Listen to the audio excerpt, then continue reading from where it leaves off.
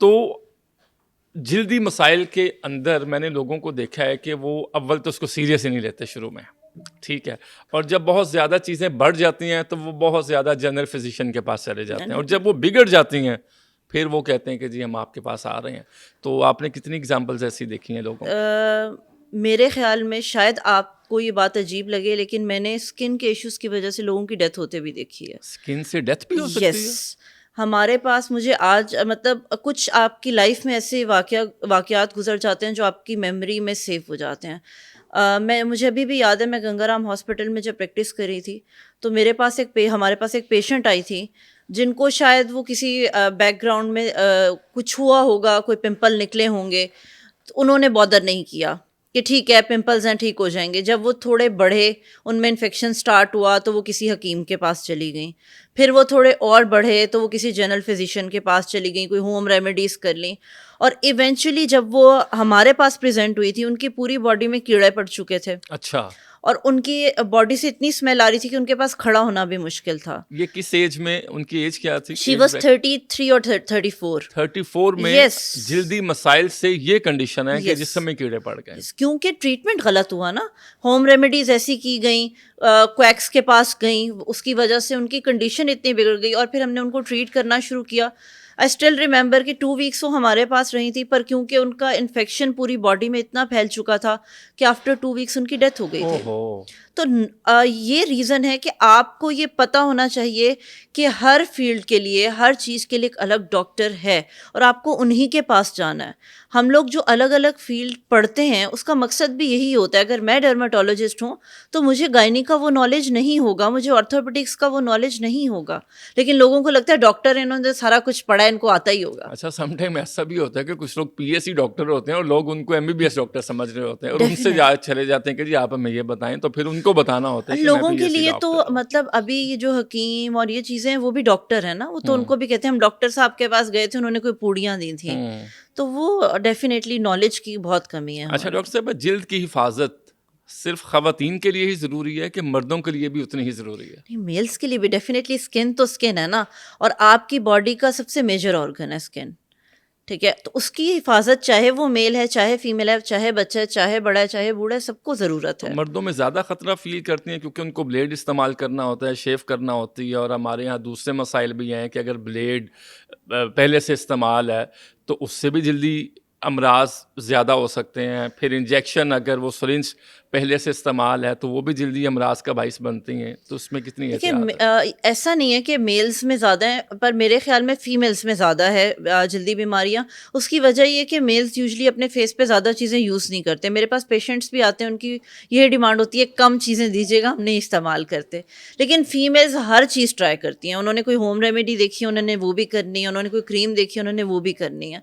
हाँ, अलबत्ता ये ज़रूर है कि आप कुछ भी अपने लिए, अपनी सिर्फ स्किन को माइंड में रखते हुए नहीं, ओवरऑल हेल्थ को माइंड में रखते हैं। अब हम लोग जो वाइटनिंग क्रीम्स आजकल यूज़ हो रही हैं, आपको क्या लगता है कि वो सिर्फ आपकी स्किन को डैमेज करती हैं? उनमें जो स्टेरॉइड्स हैं वो आपके पूरे सिस्टम में एब्जॉर्ब हो रहा होता है थ्रू योर ब्लड, और वो कल को आपको कैंसर तक कर सकते हैं। तो ये वाइटनिंग क्रीम फिर गैर ज़रूरी है और धोखा हो गया? डेफिनेटली ये जो स्टेरॉइड बेस्ड, देखें, पहली बात तो ये होती है कि जो अल्लाह ताला ने आपको बनाया वो खूबसूरत है, उसी को निखारें। ये चीज़ कि मैं बिल्कुल वाइट हो जाऊँ, बिल्कुल मेरा कलर चिट्टा हो जाए, ये एक मिसकंसेप्शन है, और इसके पीछे भागना भी नहीं चाहिए। जो आपका नेचुरल कॉम्प्लेक्शन है, अगर वो नीट है तो डेफिनेटली आप खूबसूरत लगेंगे। लेकिन अगर आपको कॉम्प्लेक्शन को इम्प्रूव भी करना है तो मेडिकेटेड तरीके अवेलेबल हैं, स्टेरॉइड्स यूज़ ना करें। नहीं, अब तो मैंने सुना है कि कुछ सेलिब्रिटीज़ और कुछ लोग भी जो अफोर्ड कर सकते हैं उस हद तक, तो वो इंजेक्शंस लेते हैं गोरा होने के लिए। Glutathione injections definitely. वो स्टीराइड के साथ नहीं, वो इंजेक्शन? स्टेरॉइड्स नहीं होते। जो क्रीम्स, वाइटनिंग क्रीम्स आजकल मार्केट में आई हुई हैं, बहुत सारे ब्रांड्स हैं, उनमें स्टेरॉइड्स और मरकरी हैं, जो कि इवेंचुअली आपको स्किन कैंसर कॉज कर सकते हैं। अच्छा, जो वाइटनिंग ड्रिप्स हैं, मैंने वही बताया कि मेडिसिन में ऐसे तरीके अवेलेबल हैं जिनसे आप अपने कॉम्प्लेक्शन को इम्प्रूव कर सकते हैं। ऐसे इंग्रेडिएंट्स भी आपके पास क्रीम फॉर्म में मौजूद हैं, लेकिन उसमें ये एक्सपेक्ट करना कि सडनली हमारी स्किन बिल्कुल ही चेंज हो जाएगी और हम लोग बिल्कुल ही अंग्रेज बन जाएंगे, वो पॉसिबल नहीं है। और ये इंजेक्शंस किस हद तक महफूज हैं? उस इंजेक्शन के क्या फार्मूला आप कुछ बताती हैं कि एक तो उसका कोई कोर्स होता है मुकम्मल, और वो इंजेक्शन कहाँ पे लगता है, और उसके साइड इफ़ेक्ट्स तो डेफिनेटली होते होंगे कि अगर आप अपनी स्किन टोन को बदलना चाह रहे हैं तो डेफिनेटली कुछ साइड इफेक्ट्स तो होंगे ये injection? बेसिकली ग्लूटाथायोन्स होते हैं हमारे पास और आईवी इनको हम इंजेक्ट करते हैं ड्रिप फॉर्म में। अगर लेकिन इसके अंदर भी कुछ कॉन्ट्राइंडिकेशंस है, अगर आपको कोई लिवर, किडनी, एस्थमा, प्रेगनेंसी ऐसा कुछ भी है तो हम ये नहीं देते। ये परमानेंट नहीं होते हैं। अगर आपको ये लगता है कि हमने एक दफ़ा 5 या 6 इंजेक्शन लगवा लिए तो हम परमानेंटली वाइट हो जाएंगे, तो ऐसा कुछ भी नहीं होता। ये वक्ती तौर पे आपके कॉम्प्लेक्शन को इम्प्रूव करते हैं और फिर आपको मेंटेनेंस पे रहना होता है। ग्लूटाथायोन नेचुरली भी हमारी बॉडी में होता है, लेकिन फिर ये अगेन इस चीज़ पे डिपेंड करता है कि आप कैसा ग्लूटाथायोन यूज़ कर रहे हैं, उसकी क्वालिटी क्या है। ये नहीं कि आप हर गली मोहल्ले से जाके उसको लगवा लें और आप कहें जी हम लोग अब चट्टे हो जाएंगे, तो ऐसा भी नहीं होगा। अच्छा, दुनिया में एक फेमस सिंगर रहे हैं माइकल जैक्सन। जी जी। आपको पता है कि वो बाय बर्थ ब्लैक अमेरिकन थे। फिर वो, आपको पता, उन्होंने जो अपना Cosmetic ट्रांसफॉर्म surgeries, जी। किया, तो वो एक्चुअली क्या था, वो कॉस्मेटिक सर्जरी करवाई है, वो इंजेक्शन इस्तेमाल किए हैं, या वो मेडिकेशन इस हद तक थी कि वो बिल्कुल ही उनकी ऐसे लगता रहा कि जिन्स ही बदल गई है। जी मतलब स्किन की मैं बात कर रहा जी हूँ। जी जी जी। तो वो बिल्कुल ब्लैक से, आप उनके पुराने गाने देखें, थ्रिलर और ये वगैरह, उसके बाद जब वो माइकल जैक्सन दोबारा आए हैं तो ऐसा भी मुमकिन है कि एक ब्लैक बंदा हो बिल्कुल ही और वो पूरा इतना वाइट हो जाए। तो इसके बारे में आप देखिए, बताएं। मुमकिन नामुमकिन तो कुछ भी नहीं है। मुमकिन तो आप सब कुछ कर सकते हैं, लेकिन माइकल जैक्सन की जो टोटल पर्सनैलिटी चेंज हुई थी उसके पीछे मल्टीपल सर्जरीज और मल्टीपल मेडिकेशंस थी, not a single medicine, multiple चीज़ें, और उनकी डेथ का कॉज भी वही बनी थी।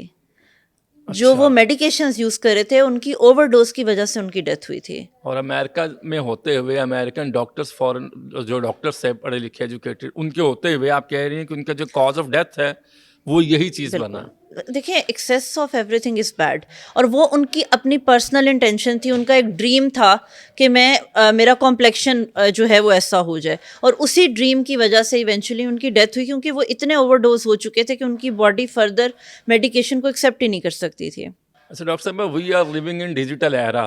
अब इसमें सोशल मीडिया का इस्तेमाल हर बच्चा भी कर रहा है, बड़ा भी कर रहा है, नौजवान भी कर रहा है, बूढ़ा भी कर रहा है। वहाँ पर ये वाइट होने के लिए, स्किन की बीमारियों के लिए बहुत सारी टिप्स जो हैं वो वायरल हो जाती हैं। ये Definitely. किस हद तक महफूज हैं एक ले मैन के लिए, जिसको कुछ पता नहीं है, वो वहाँ से कहेगा जी ये बना लो, ये लगा लो, ऐसे कर लो, वैसे कर लो, तो ये किस हद तक महफूज है ले मैन ये के लिए? बिल्कुल भी ठीक नहीं है। देखें, बहुत सारी होम रेमेडीज़ नो डाउट अच्छी होती हैं, मैं ये नहीं कह रही कि होम रेमेडीज़ ठीक नहीं होती, लेकिन आपको ये भी तो सोचना है कि कौन सी होम रेमेडी आपके लिए है।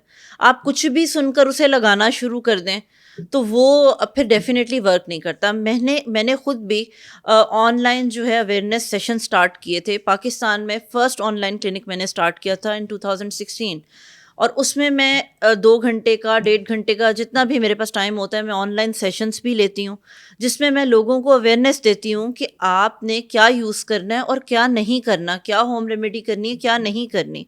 और वहीं से फिर बहुत सारे लोग मुझे अप्रोच करते हैं, और मैं ऑल ओवर द वर्ल्ड लोगों को फ्री कंसल्टेशन भी देती हूँ। फ्री फ्री कंसल्टेशन देती हूँ, मैं कुछ भी चार्ज नहीं करती उसका, क्योंकि मेरा मकसद ये है कि मैंने लोगों को अवेयर करना है।